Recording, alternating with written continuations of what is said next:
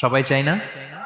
এটাই আজকে আমাদের আলোচনার টপিক, যে যাদেরকে আল্লাহ ভালোবাসেন। আমরা আজকের এই চমৎকার সন্ধ্যায় জেনে নিব যে আল্লাহ তাআলা কাদেরকে পছন্দ করেন এবং কাদেরকে ভালোবাসেন।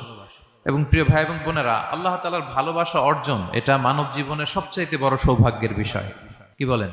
আমরা যদি প্রেসিডেন্টের কাছের লোক হই, প্রধানমন্ত্রীর যদি কাছের লোক হই, যদি আমরা জানি যে পিএম আমাকে ভালোবাসে, প্রেসিডেন্ট আমাকে ভালোবাসে, কেমন লাগবে?